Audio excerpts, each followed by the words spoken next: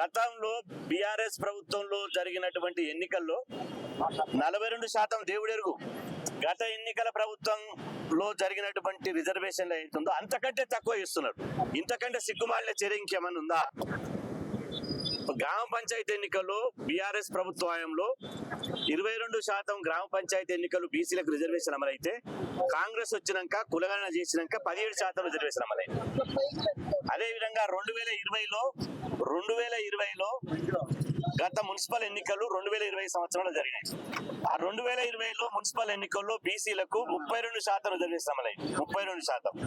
కానీ ఇప్పుడు 2026లో జరిగేటువంటి రిజర్వేషన్లలో ఎన్నికల్లో మున్సిపల్ ఎన్నికల్లో బీసీలకు 31%, మున్సిపల్ చైర్మన్లలో 30%, కార్పొరేషన్ ఎన్నికల్లో 28% కౌన్సిలర్లు కార్పొరేటర్ ఎన్నికల్లో ఇవాళ జరుగుతున్నాయి. అంటే గతం కంటే కులగణన చేసి మేము అది చేస్తాం, ఇది బిక్తాం అని చెప్పి ఇవాళ కులగణన చేసిన తర్వాత గత ప్రభుత్వం కంటే రిజర్వేషన్ తక్కువ ఎట్లా వస్తాయి?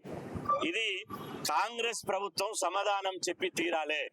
లేకపోతే మిమ్ములు బీసీ సమాజం మిమ్మల్ని బీసీ సమాజ ద్రోహులుగా ప్రకటిస్తారని చెప్పి సందర్భంగా హెచ్చరిస్తున్నాం.